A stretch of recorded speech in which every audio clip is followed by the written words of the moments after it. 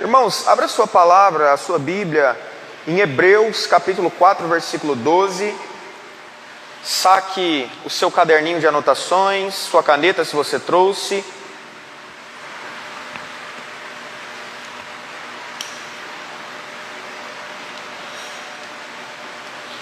Este é o último dia de ensino, o terceiro e último dia, e nós estamos aprendendo sobre a autoridade de Jesus, a autoridade do crente. Nós vimos na terça, e hoje nós vamos ver a autoridade da palavra, a autoridade do ministério e a autoridade da igreja. Amém? Por 5 vezes você não é derrotado. A palavra diz que somos mais que vencedores. E não é uma vez vencedor, mas é uma porção de vitória 5 vezes maior, por 5 tipos de autoridade que carregamos conosco. Amém? Em Hebreus capítulo 4, HR, a sigla HR, ou então HB. Hebreus capítulo 4, versículo 12, diz assim: pois a palavra de Deus é viva e poderosa, e corta mais do que qualquer espada afiada dos 2 lados. Ela vai até o lugar mais fundo da alma e do espírito, vai até o último das pessoas e julga os desejos e coração delas. Amém? Curva a sua cabeça mais uma vez, já que oração nunca é demais. Deus querido, abra a porta da tua palavra, prenda a atenção do teu povo. Senhor, atraia a alma, atraia, meu Pai, as tuas vidas a ti, para que então venhamos entender, Pai, um pouco mais da autoridade que o Senhor nos deu. Que esta palavra, Pai, venha como uma flecha ao nosso coração e penetre ao mais íntimo de nós, em nome de Jesus. Amém. Amém. Glórias a Deus. Irmãos, terça-feira, autoridade de Jesus. Ele tem um nome, está acima de todos os outros nomes. Tem autoridade no céu, na terra, debaixo da terra. Quando a Bíblia fala em céu, fala em tipos de céu. Alguns teólogos dizem 3 céus, outros dizem 7, mas não importa, se tiver 1000 céus, ele penetrou todos, está sentado no mais alto. No mais alto, num alto e sublime trono, foi essa visão de Isaías 6. E ele está à direita do Pai, e debaixo da sola dos seus pés está principados, potestades, está até mesmo a igreja, está tudo e todos, está toda a criação. E é esta autoridade que nós podemos tomar posse dela. Também tem a autoridade do crente. A autoridade do crente, desde que a gente viva uma vida sem brechas, uma vida de santidade, uma vida de bom testemunho, porque além de sermos filhos de Deus, esse é o nosso direito, nós também somos habitação do Espírito Santo. E a palavra nos diz que o Espírito Santo tem um poder que opera de dentro para fora, de dentro para fora. Então o crente tem autoridade para pisar em serpente, em escorpiões. O crente tem autoridade, não é que você vai atrás de um veneno, mas se de repente alguma coisa mortífera, comer, beber, ingerir, nenhum mal vai nos fazer. Por esta autoridade que o Senhor nos deu. Nossa autoridade é contra homens sanguinários, carnalidade, rebeldia. Nossa autoridade é sobre Satanás, principados, potestades e anjos caídos. Nossa autoridade, irmãos, é sobre enfermos, enfermidades. Nossa autoridade é sobre também tudo e todos, não por nossa causa, mas porque estamos ligados a Jesus. É um nome diferenciado, o nome de Jesus. Foram essas 2 autoridades que nós vimos. Agora nós vamos ver 3. E a primeira autoridade de hoje é a autoridade da palavra. Autoridade da palavra. Quando nós vamos ler, irmãos, na Bíblia, nós vemos que quem se apegou à palavra de Deus deu certo. Pedro não pescou nada. Jesus falou para ele voltar ao alto mar, lançar a rede. E ele disse assim: olha, Senhor, Nós pescamos a noite toda, mas pela tua palavra eu vou lançar de novo. Irmãos, e a palavra de Deus tem autoridade e deu uma pesca maravilhosa para Pedro. Deu uma pesca maravilhosa. O mesmo Pedro que era ousado e tinha uma personalidade um pouco difícil. Irmãos, em meio à tempestade no mar da Galileia, ele viu Jesus andando sobre as águas. E aí ele falou assim: se o Senhor é o Jesus, me chama. Ou seja, ele andou pela fé, mas ele andou pela obediência. Porque quando ele foi chamado por Jesus, Jesus lançou uma palavra sobre ele. E ele teve a pesca maravilhosa. E aí, Jesus ele disse para Pedro: segue-me. E Pedro abandonou tudo e seguiu. Agora em alto mar, Pedro ele fala assim: o Senhor me chamou pela tua palavra e eu sou discípulo hoje. Então se o Senhor liberar uma palavra para eu ir até o Senhor, eu vou. Então, irmãos, ele andou sobre o mar, mas também andou sobre a palavra que Jesus enviou. Jesus disse: vem. Irmãos, e sobre o vem, ele andou sobre as águas. Pedro disse: eu não sou doido para andar sem permissão de ninguém, mas se o Senhor liberar uma palavra para mim, eu sei que ela tem autoridade. E Jesus disse: vem. Irmãos, 3 letrinhas foi o alicerce de Pedro para não afundar. Os irmãos estão entendendo? Então, quando a gente vai tratar de autoridade da palavra, a gente consegue usar essa autoridade, mas a autoridade da palavra, irmãos, é para a gente se submeter embaixo dela.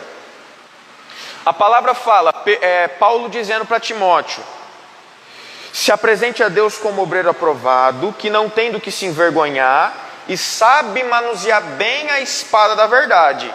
Ou seja, que usa a palavra de forma certa para a autoridade da palavra fazer efeito total. Então é como se Timóteo estivesse numa batalha espiritual, ele desembainhasse a espada dele e manuseasse. Foi isso que Jesus fez na tentação. O diabo lançou uma palavra deslocada e Jesus cortou, porque da boca dele sai uma espada de 2 gumes. E o diabo pela segunda vez lançou o Deuteronômio sobre Jesus e Jesus rebateu com outra palavra. E pela terceira vez o diabo usou o Deuteronômio de novo, só que sem a interpretação correta, e Jesus rebateu ele com a palavra. É por isso, irmãos, que Deus aprovava Jesus, porque ele sabia manusear a espada da verdade. Em Efésios capítulo 6, a gente tem a armadura do cristão, e a única ferramenta ofensiva que nós temos é a espada. O resto é tudo para se defender. A gente só tem uma espada. Curiosidade, por que não um arco e flecha? Porque o diabo, ele como um leão ele está rugindo ao nosso derredor. Então o diabo, muitas das vezes ele não está longe. Se ele estivesse muito longe, precisaríamos de um arco e flecha. Mas se a armadura do cristão é uma espada, é porque ele está pertinho. Porque ele está perto. O que a gente prega ele ouve, o que a gente conversa ele ouve. Tudo que a gente fala um pouquinho alto ele ouve. Ele está perto, a palavra também diz isso. Irmãos, então, quando a gente vai tratar da autoridade da palavra, a gente consegue pegar a palavra na interpretação correta, a gente consegue usar a autoridade dela. Mas geralmente, irmãos, a gente se submete à palavra em obediência. Quando Deus ele foi criar o jardim do Éden, quer dizer, quando Deus ele foi criar toda a sua criação, como ele criou? Lançando palavras. Ele disse: haja luz, e a luz passou a existir. Ele disse: haja os animais, haja a natureza. Ele pensou: façamos. Ele disse: façamos o homem à nossa imagem e semelhança. Irmãos, e tudo que ele fala vai dando forma. Tudo que ele fala vai dando forma. A palavra de Deus é uma casa que se abre as portas para a gente se refugiar. Porque a palavra fala muitas das vezes que ela é o nosso alicerce, mas que também é o nosso telhado, é a nossa cobertura.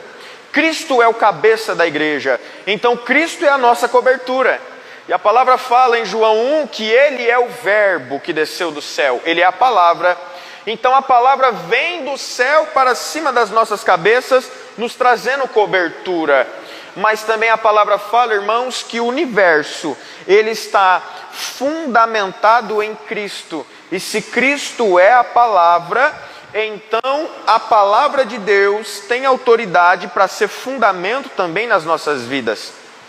Jesus ele falou: Jerusalém, Jerusalém, que mata os profetas, quantas vezes eu quis reunir vocês debaixo de mim, como uma galinha abre as asas e os pintinhos entram para ficar escondidos. Então, irmãos, Jesus, ele é a autoridade da palavra. Jesus é a palavra. Jesus, ele é a figura de uma galinha que abre as suas asas e a gente vem por debaixo e se esconde nela. Sabe, eu me esqueci a palavra hebraica, a palavra do hebraico que se refere à arca, lá na arca de Noé, a história da arca de Noé.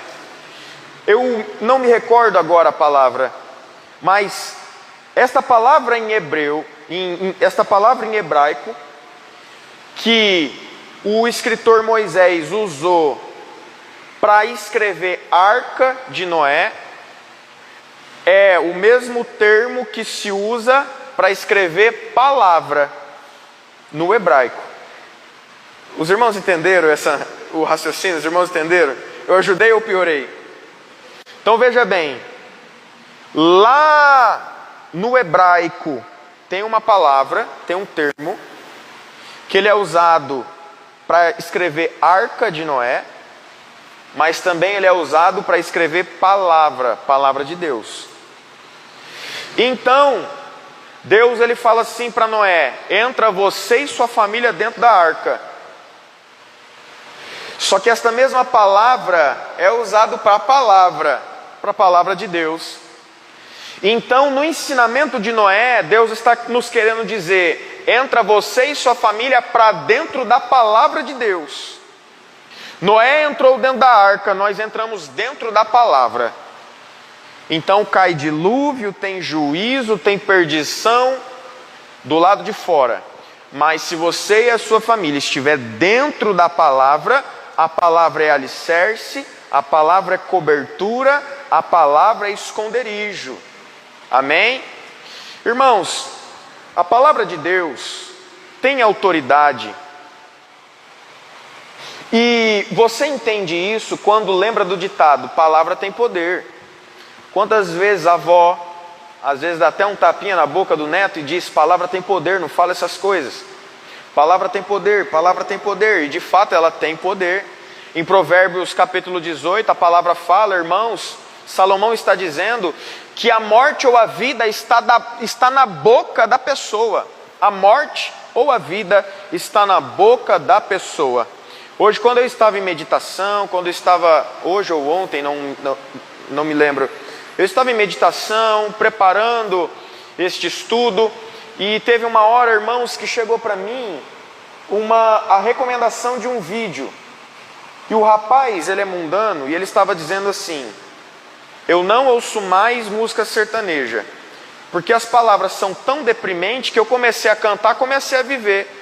Meu relacionamento ficou ruim, eu não consegui achar mais amor, e isso e aquilo.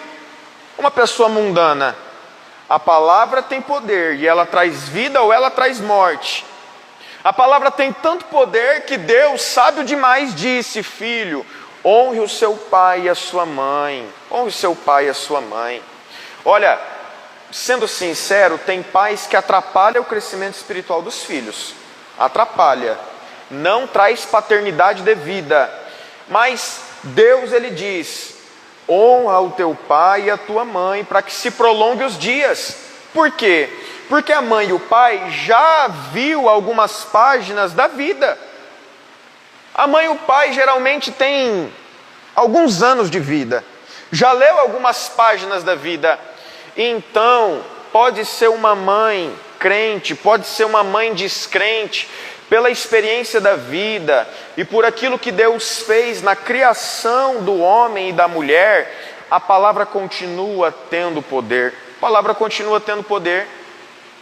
E por que eu devo honrar meu pai e minha mãe para que se prolongue os dias? Obviamente porque se ela lançar uma palavra sobre mim, ela como ela é autoridade sobre mim, esta palavra vai ter um efeito. E como a mãe quer bem do filho, como o pai quer bem do filho, a palavra vai ser de vida. E de repente, quando eu não honro meu pai e a minha mãe, desobedeço, a morte está na minha cara. E isso fez com que muitos jovens perdessem a sua vida, desobedecendo o pai e a mãe. Honre o pai e a mãe para que se prolongue os dias, porque a palavra tem poder, e a mãe tem amor, e o pai ama. Então ele lança palavras de vida.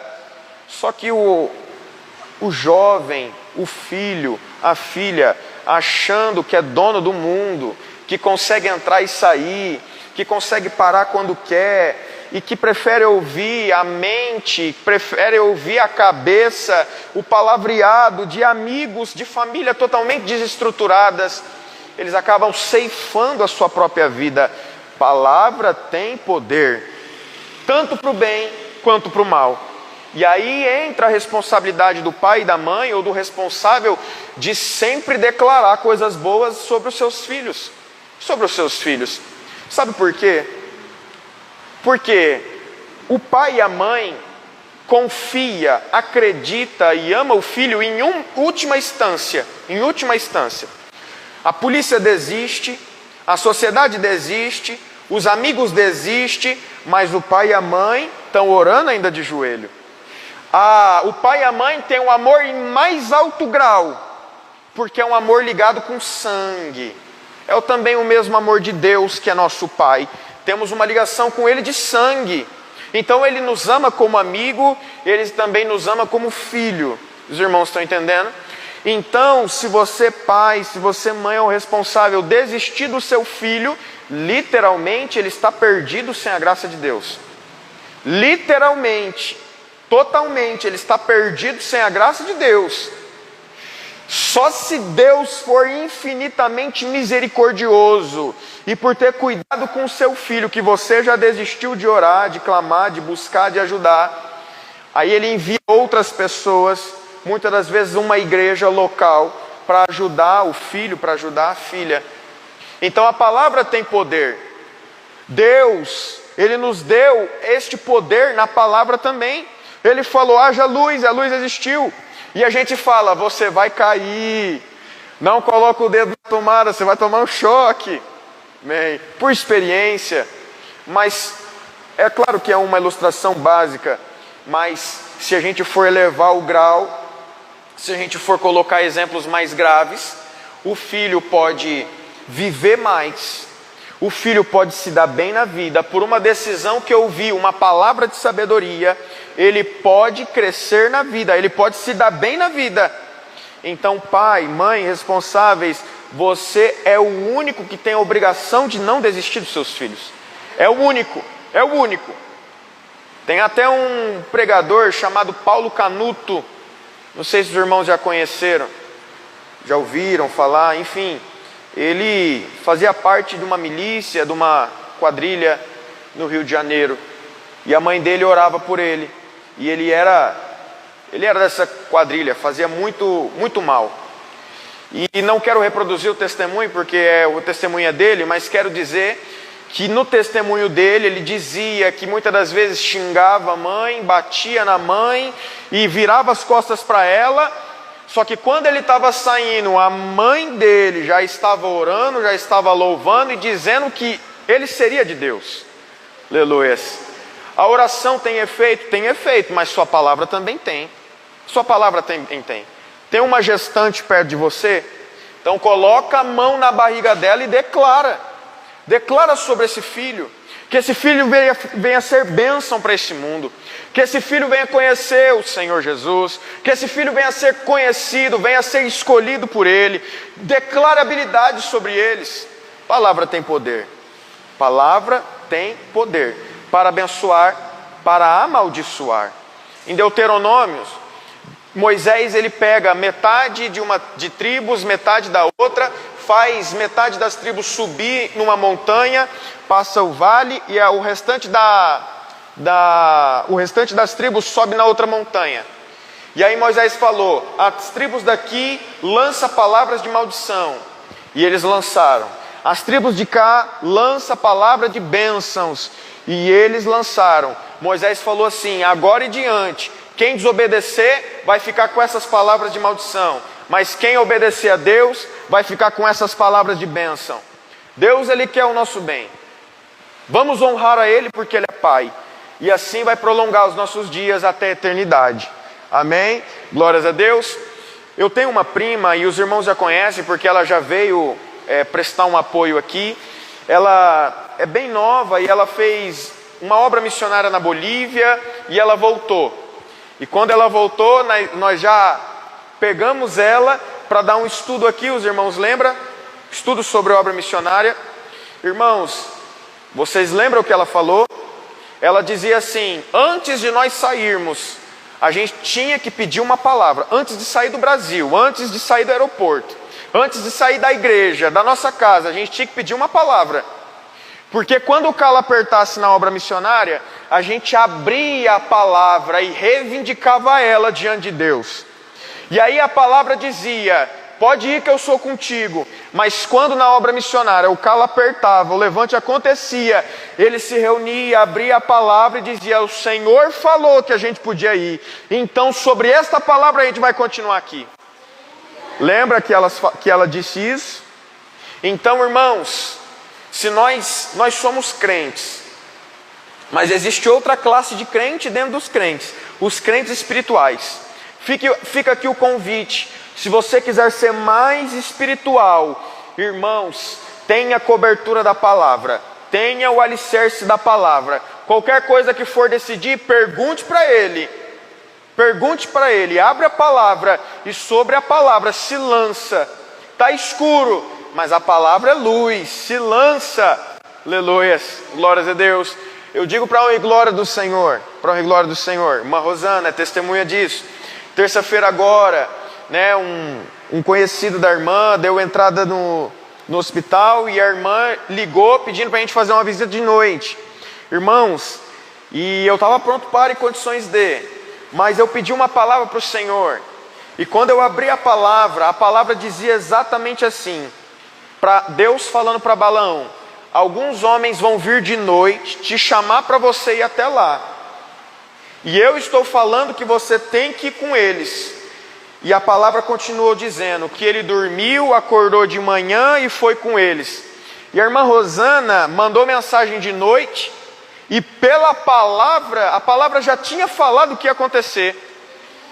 Então não deu de fazer a visita de noite, protocolos do hospital mesmo.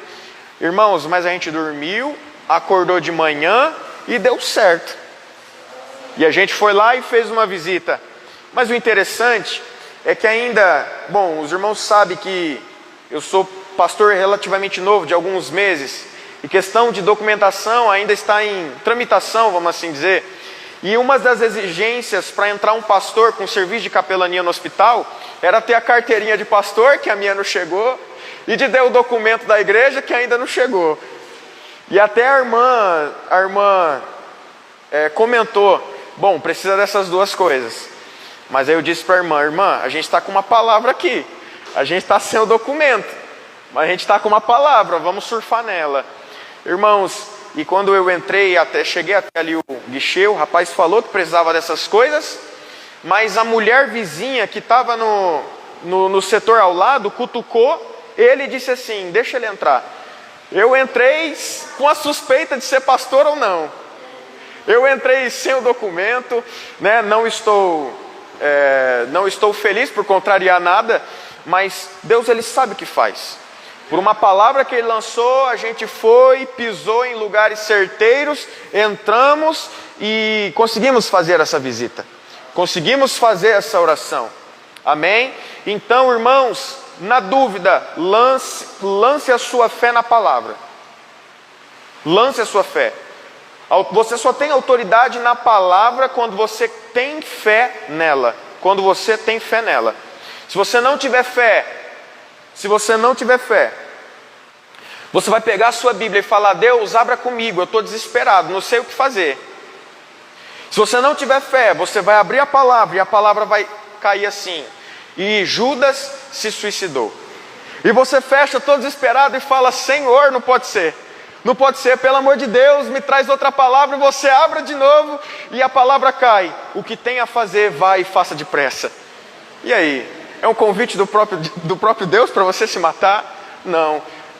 O fato da gente abrir a palavra uma vez atrás da outra só mostra a falta de fé que a gente tem na primeira palavra que se abriu. Só mostra a nossa falta de fé. Irmãos, mas se tiver fé, a palavra conduz para a vida eterna, conduz para Cristo. Glórias a Deus. Amém? Glórias a Deus. E Jesus aqui no seu ministério terreno, e quando ele estava aqui, ele usou a autoridade da palavra. Ele dizia: sai, o demônio saía. Irmãos, ele secou a figueira. Ele lançou uma palavra sobre a figueira que não trazia frutos e ela secou. Os irmãos estão entendendo? E assim também nós podemos chamar a existência aquilo que não existe. Nós podemos chamar a existência aquilo que não existe. Por quê? Porque não tinha luz e Deus falou: haja luz. E aquilo que não existia tornou a existir. Olha, irmãos, a porta aberta no Mar Vermelho, foi só pela palavra de Deus. Porque Moisés chegou na margem do mar e disse: agora, Senhor. E Deus falou assim: por que você parou? Diga ao povo que marche. E eles marcharam em pés secos, num caminho seco, porque os mares, as bandas se abriram e eles passaram. E quando o mar se fechou, morreu o cavalo e o cavaleiro. Aleluias, glórias a Deus. Então se apegue na palavra, se apegue. Pela palavra, irmãos, Deus ele nos fez promessas, sabia? E você precisa criar fé nas suas promessas. Ele não te prometeu alguma coisa? Quando ele te prometeu, eu não estava por perto. Quando ele me prometeu, você não estava por perto. Então, irmãos, o que liga as minhas promessas que Deus me fez, é a palavra que saiu da boca dele e veio até mim. Sozinho, no monte, na oração, no quarto com a porta fechada. Onde foi que Deus te fez as promessas? Ele é a própria testemunha, porque Cristo é a palavra. Os irmãos estão entendendo? Se apegue na palavra, obedeça a ela, obedeça a palavra, se submeta à autoridade da palavra, que você vai ver, irmãos, que as coisas que não existem vão passar a existir. Só que a palavra não é uma varinha mágica, que a gente como contos de fada madrinha, faz um plim na cabeça. Precisa ter fé, precisa, irmãos, viver a palavra. Você precisa viver. Porque ao mesmo tempo que ela fala que a gente é mais do que vencedor, ela fala também que quem não crê vai ser condenado. E aí, a gente vai pegar uma pinça de tirar pelos de sobrancelha e vai ficar pinçando versículos? Esse aqui é para mim, esse aqui não é, esse aqui é para mim. Irmãos, o juízo está sobre as nossas cabeças. É que Cristo passou na frente, o juízo caiu nele. Mas tem juízo do mesmo jeito. Então não adianta eu pinçar palavras, versículos, não adianta.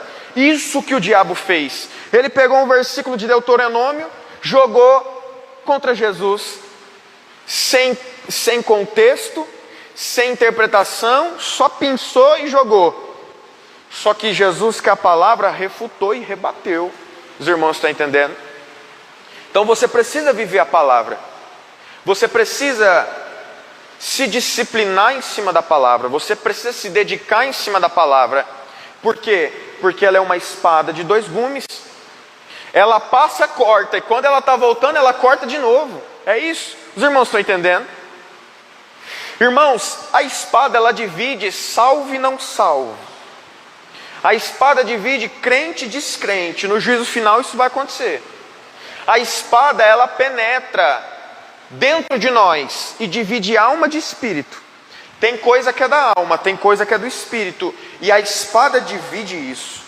A espada, irmãos, a palavra de Deus, ela consegue, a gente está pregando aqui, a palavra de Deus, ela consegue, irmãos, revelar o seu coração, sem o pregador saber, sem ninguém saber. E a palavra de Deus, ela consegue penetrar na sua mente e pegar os pensamentos ocultos e manifestar ele na sua cara. Os irmãos estão entendendo? E aí o pregador não sabe, ninguém sabe, é um trato de Deus, a palavra e você. Então a espada de Deus, a palavra, ela penetra e ela vai dividindo. O que é oculto, ela faz manifestar. Os irmãos estão entendendo? Então viva com fé nas promessas de Deus, porque é a palavra. Viva em obediência à Bíblia de capa a capa. O Antigo Testamento, ele continua válido para nós, porque os mandamentos do Senhor são eternos. Então na nossa Bíblia não tem só Novo Testamento, mas a gente consegue aprender com o Antigo também. De capa a capa, se debruce, dobre o seu coração diante da palavra de Deus. Amém? Glórias ao Senhor. Qual é a chave? Viver a palavra. Viver. O Senhor diz: me prova e veja se eu não sou bom. Me prova para você descobrir a bondade. Então quando você for orar, você cita os versículos diante de Deus, cita a palavra diante de Deus, faça suas orações baseadas na palavra, porque ela tem autoridade. Os irmãos estão entendendo? Glórias a Deus. Fim da autoridade da palavra. A autoridade de Jesus, a autoridade do crente, a autoridade da palavra. Irmãos, você acessa a autoridade e usa. Você acessa a autoridade e se põe por debaixo dela. Agora, irmãos, entra a quarta autoridade, a autoridade do ministério. E aí a sua pessoa se transforma em uma autoridade 24 horas. 24 horas. A autoridade do ministério. Existe dons espirituais e existe dons ministeriais. O dom espiritual são 9, está lá em 1 Coríntios capítulo 12. Os dons espirituais são 9 e você usa eles quando houver necessidade. Agora o dom ministerial, que está em Efésios 4, você é transformado nesse dom. Ele não só funciona na necessidade, mas ele funciona 24 horas na sua vida. E existem 5 dons ministeriais: apóstolo, pastor, mestre, profeta e evangelista.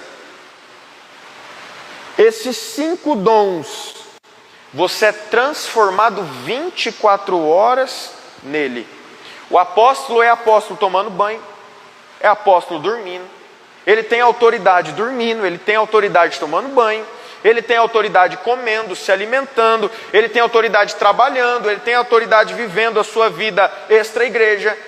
O pastor é a mesma coisa, o mestre, o profeta e o evangelista. Os irmãos estão entendendo? Apóstolo começa com AP. Apocalipse começa com AP. O que significa AP? AP significa algo que é enviado para longe, ou algo que é pego de longe e trazido para perto.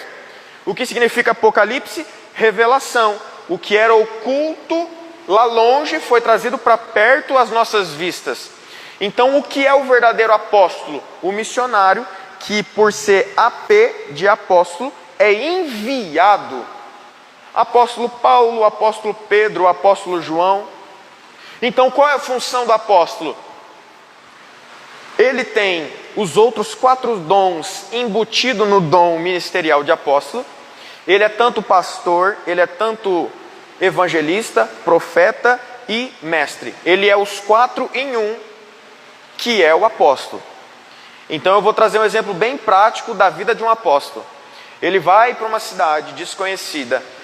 Lá ele abre uma igreja, ele forma obreiros, ele ganha almas, ele ensina como mestre, ele pastoreia como pastor, ele ele traz as palavras de Deus como profeta, ele ganha almas como evangelista, ele monta uma igreja, parte para outro lugar, aí ele faz a mesma coisa, e a mesma coisa, e a mesma coisa.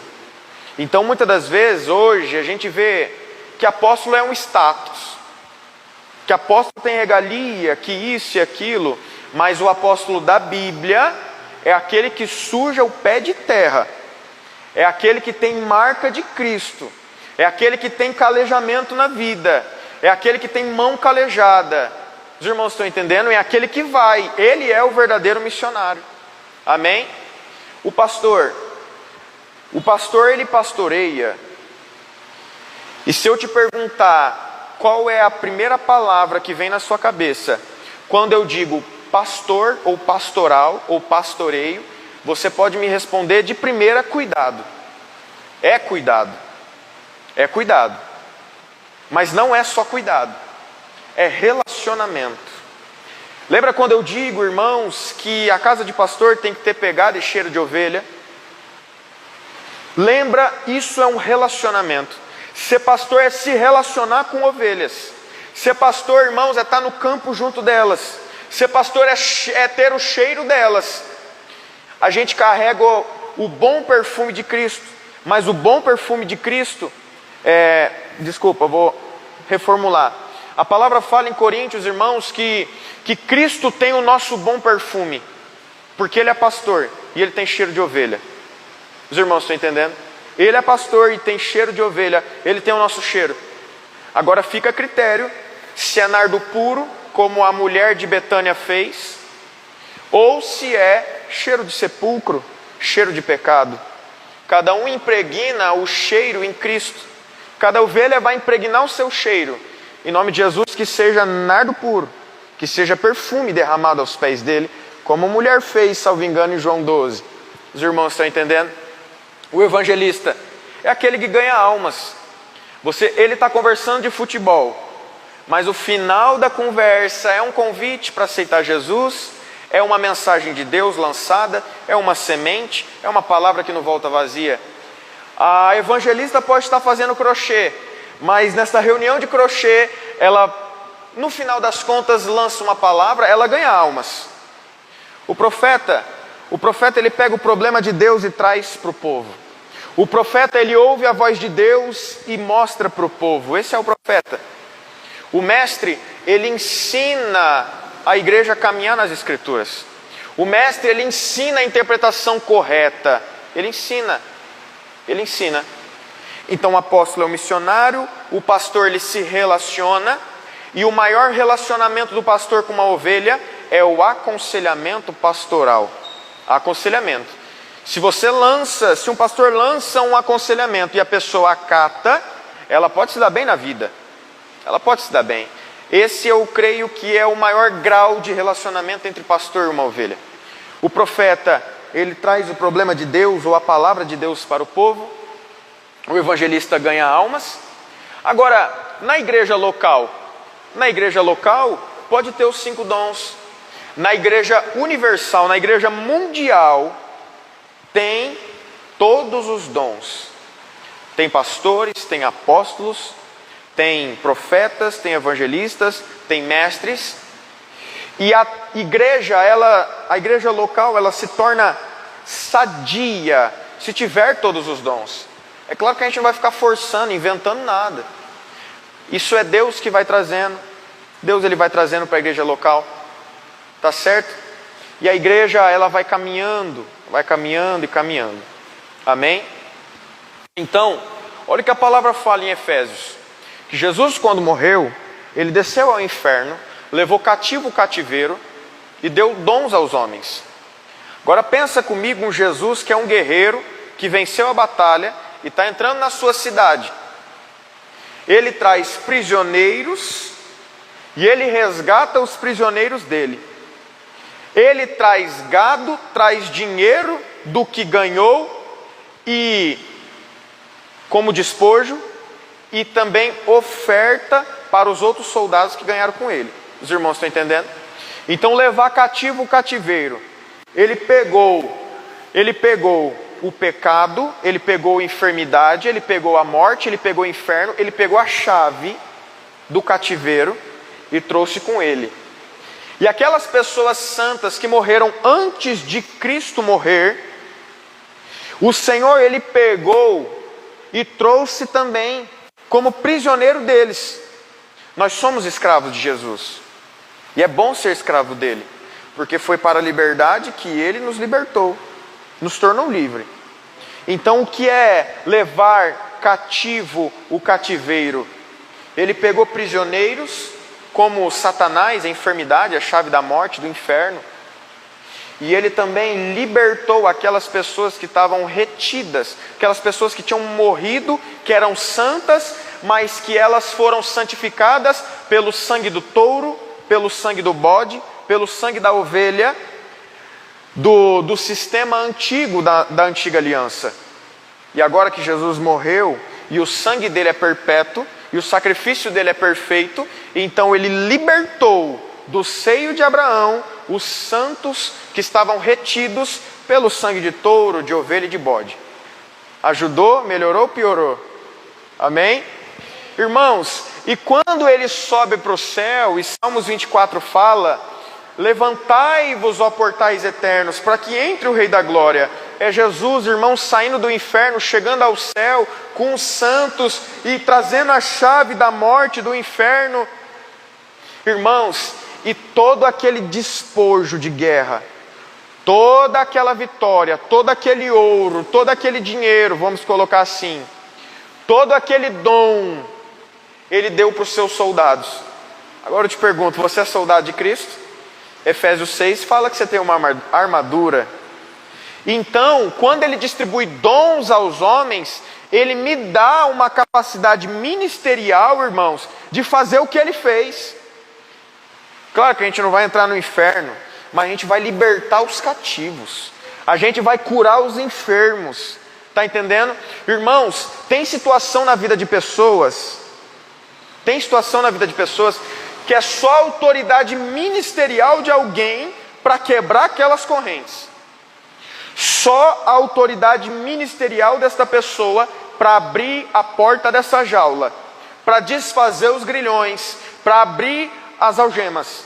Os irmãos estão entendendo? O irmão Ednelson, o ministério dele era forte, não era? Era um dom ministerial que ele tinha para fazer coisas que estavam além do normal, para quebrar correntes mesmo, quebrar correntes acorrentadas no nome da pessoa, pactos de sangue e outras coisas mais. Os irmãos é prova do que eu estou falando. Então, irmãos, tem coisa que só o poder sobrenatural mesmo que resolve. Ou seja, essa autoridade ministerial é algo a mais, é uma porção a mais, é algo diferenciado. Por isso que quem tem ministério tem uma vida marcada, tem uma vida marcante. Os irmãos estão entendendo? E ele deu dons. A palavra dom significa presentes. É a mesma coisa, né? Jesus, ele lutou a guerra, ele ganhou, e ele deu presentes para nós, que são os dons ministeriais. Amém? E qual é o propósito do dom? O pastor bater no peito e dizer que é pastor? Ou o apóstolo dizer que é o melhor dos missionários, o maior dos missionários? Não. Irmãos, o propósito desses dons é reproduzir os ministérios. É reproduzir, é multiplicar os ministérios. É o que a palavra fala em Efésios 4, 11 ao 13. Como Deus deu dons aos homens, então eu com o meu pastoreio, eu reproduzo o meu pastoreio na vida de outro alguém. E assim vai surgindo mais pastores. Então o profeta, por que quando Elias foi subir aos céus, antes Deus já trouxe Eliseu? Porque o dom ministerial, ele tem que ser passado de pai para filho. Pai para filho na fé, que eu digo. Pai para filho na fé. Os irmãos estão entendendo? Então Elias tinha auxiliar. O auxiliar foi deixado em outro canto. Eliseu virou auxiliar de Elias. Elias foi embora. Eliseu pegou outro auxiliar. E assim foi. Samuel, ele criou uma escola de profetas que na época de Jesus ainda existia. Então, o propósito é aperfeiçoar os santos até a vinda de Cristo. O propósito é reproduzir mais ministérios. Não é por isso que a gente vai sair consagrando todo mundo. Não. Irmãos, o que a gente tem que saber é que a consagração é uma confirmação daquilo que você já é. Antes da pessoa ser consagrada, a gente já sabe que ela tem cara daquilo. A gente já sabe que ela tem atitude daquilo. A gente já sabe que ela é proativa para aquilo. Que o coração dela queima com aquilo. Que ela se preocupa para aquilo, com aquilo. Os irmãos estão entendendo? Aí fica fácil, é só identificar. E aí a gente busca a palavra de Deus, vendo a necessidade, a gente consagra ele, consagra ela. O dom é unissex. Não existe dom só para pastor, só para homem, não existe dom só para mulher. O dom é unissex, é para os dois sexos. É um dom do Espírito Santo para nós. Amém? Então aí entra a formação de obreiros, aí entra a formação da igreja, porque o dom que Deus nos deu é para ser reproduzido em outras pessoas. Amém? Glórias a Deus. Irmãos, e a última autoridade, deixada por último propositalmente, é a autoridade da igreja. A autoridade da igreja. O que é a igreja? Quando você está sozinho, você é chamado de cristão. Quando você está em 2 ou 3 ou mais, você é chamado de igreja. Igreja é um corpo. Igreja é um conjunto de membros. Os irmãos estão entendendo? E existe autoridade para a vida da igreja. Irmãos, qual é a chave dessa autoridade? Uma palavrinha mágica, tão importante quanto bom dia ou obrigado. Irmãos, a chave dessa autoridade chama-se concordância. Concordância. Unidade no pensar, no sentir, no agir, tendo o mesmo espírito, unidade do corpo, comunhão. Se um desses fatores não existir, a igreja começa a falhar na sua autoridade. Existe um versículo chamado assim, o poder da chave. Mateus 18:18. O que é ligado na terra será ligado no céu, o que é desligado na terra também vai ser desligado no céu. E olha o que João, quando fala desse versículo, diz: se vocês perdoar, vão ser perdoados, e se reter o perdão, esta pessoa não vai ser perdoada. Os irmãos estão entendendo? Irmãos, a igreja tem autoridade quando tem concordância. Muitas das vezes, irmãos, a pessoa, ela precisa de uma oração forte, e a igreja tem autoridade. Então a gente diz assim: irmãos, estenda a sua mão para cá, e vai dizendo também: sai em nome de Jesus. A igreja tem autoridade para isso. A igreja tem autoridade para concordar na oração. Lembra? Chega aqui na vigília, a gente levanta clamores, e o que a gente fala? Irmãos, concorda. Porque existe a oração contrária. Existe a oração contrária. Existe a decisão contrária. Existe também. Mas se a gente viver, irmãos, em conformidade, se a gente viver num verdadeiro acordo entre mente, espírito, alma, coração, pensamento, decisão, sentimento, irmãos, é fatal. Aquilo que é ligado, liga, e o que é desligado, desliga. Essa é a autoridade da igreja. Essa é a autoridade da igreja. Só que para isso a gente precisa de viver em comunhão. Qual é o nome da comunhão da igreja? Letra A, comunhão dos santos. Letra B, comunhão dos puros e perfeitos. Letra C, comunhão do ideal. Ou letra D, comunhão de perdão. Tem a comunhão dos santos que a palavra se refere. Nós somos santos porque o Senhor nos declara assim, mas estamos no caminho da perfeição. Irmãos, só que o nome da nossa comunhão chama comunhão de perdão, sabia? Está na Bíblia, comunhão de perdão. Eu fui perdoado por Cristo, você também foi, é por isso que vivemos em comunhão. Então, se a gente não viver em comunhão de perdão, se a gente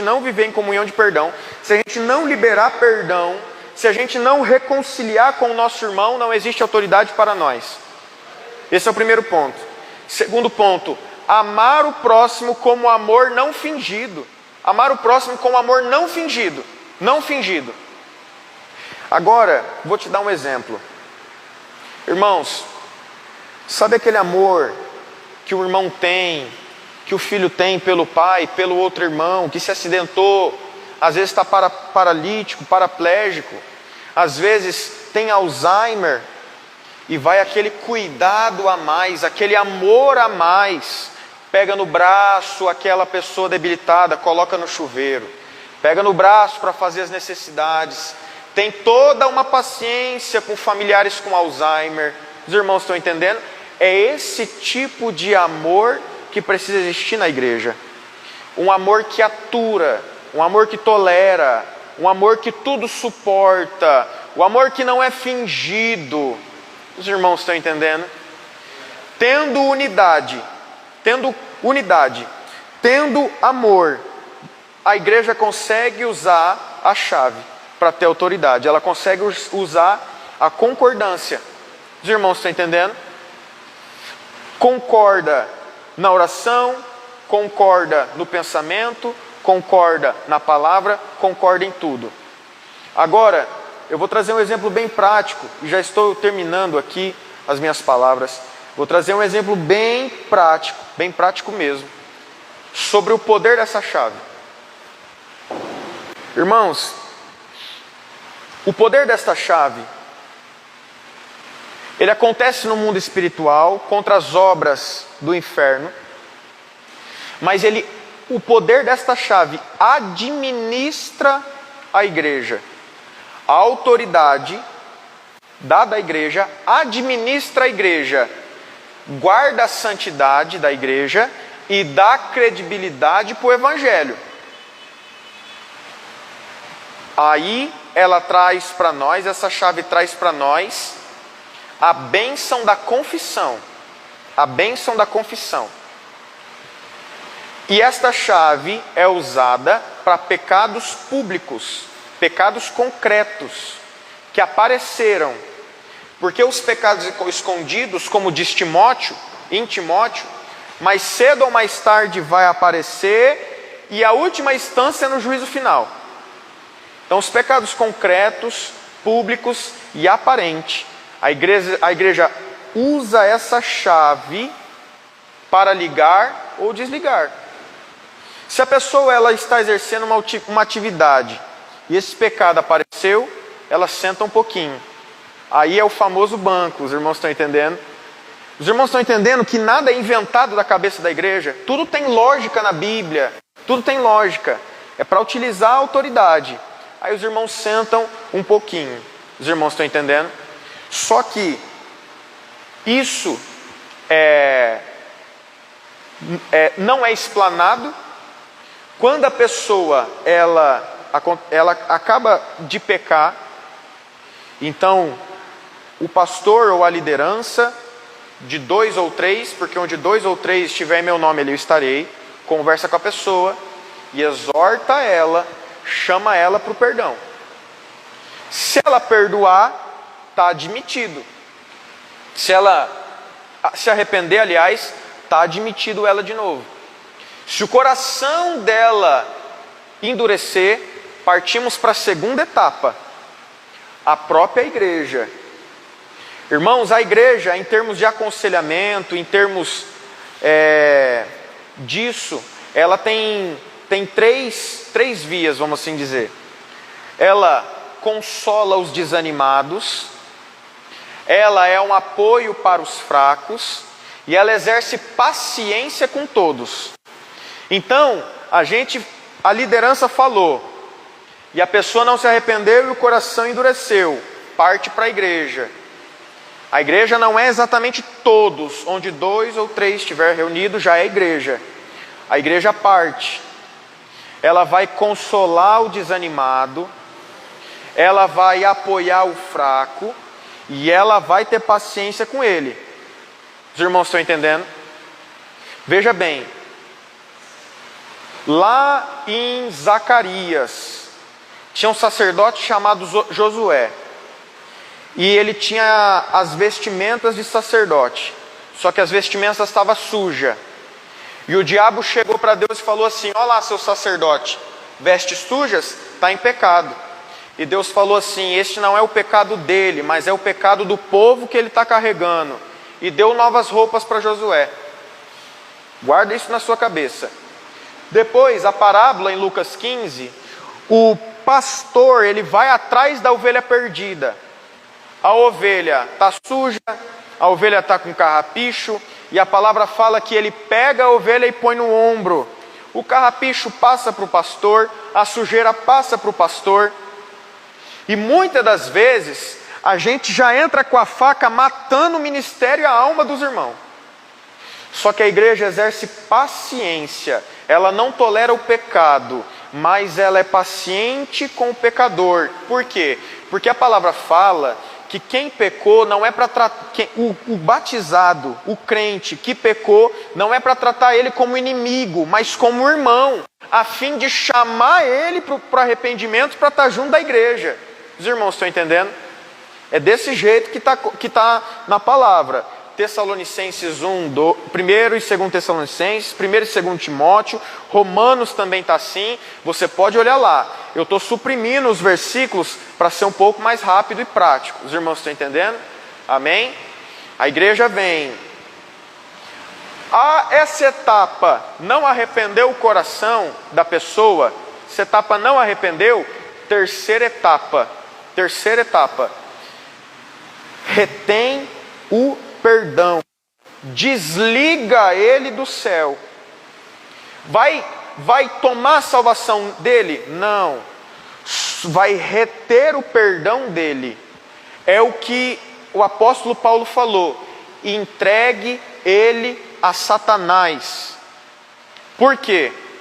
Porque a palavra fala em Timóteo que nas mãos de Satanás ele apanha e cai a ficha do erro que ele cometeu. E assim ele se envergonha. É o que a Bíblia fala, irmãos, eu não estou inventando a minha cabeça. É o que a Bíblia fala. Então, 1 Coríntios capítulo 5, versículo 5. A palavra fala isso. Se eu não me engano, versículo 5 ou 1. A palavra fala: entregue ele a Satanás. Essa é a terceira via da igreja. Essa é a terceira. Então, foi retido o perdão, excluiu ele da igreja, e agora ele está entregue a Satanás. Só que a igreja não tira o perdão, não tira a salvação, retém o perdão. E aí Deus vai tratar com ele, Satanás, que vem só para matar, roubar e destruir, vai machucar ele, vai fazer igual o filho pródigo, fazer ele comer bolotas de porco. E aí, irmãos, como Deus é o dono da salvação, por grande amor, Ele pode conduzir essa pessoa na salvação de novo. E aí quando ela se arrepende, a igreja volta, ela volta para a igreja. Os irmãos estão entendendo? Amém?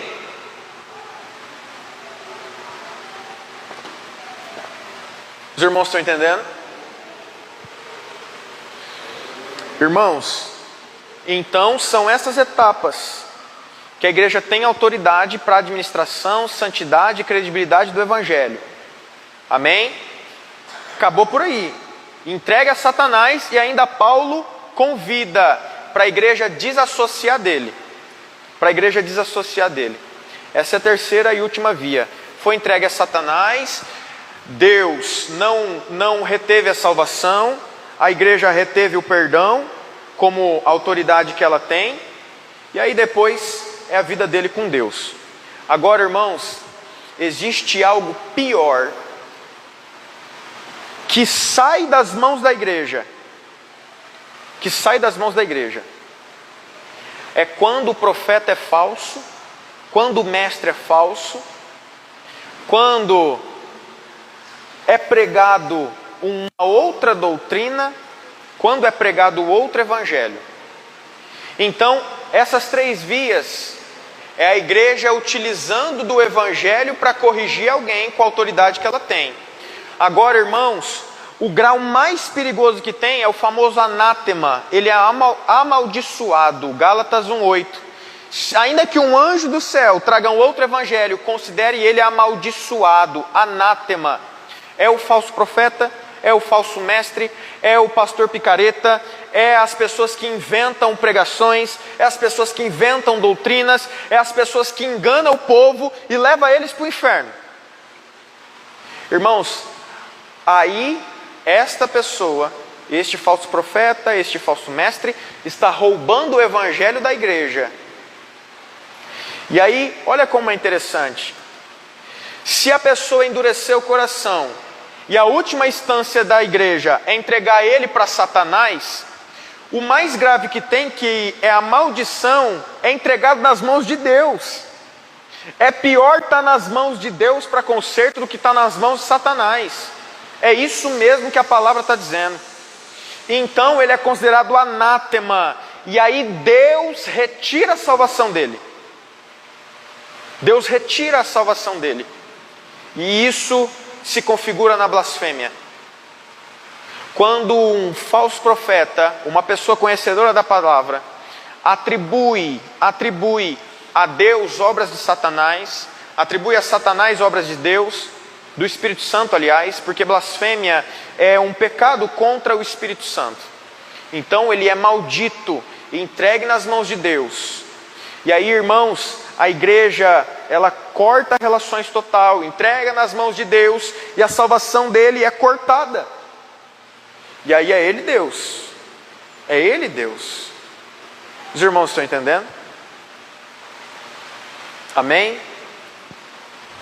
E essa é a autoridade da igreja. Concordância. Se a igreja, 2 ou 3, concordar, não tem perdão. Ou é liberado o perdão. Amém? Fique de pé em nome de Jesus. Glórias a Deus.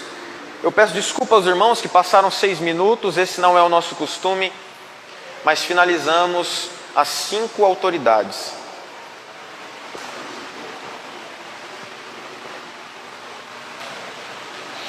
Amém? Glórias a Deus. Fecha os teus olhos.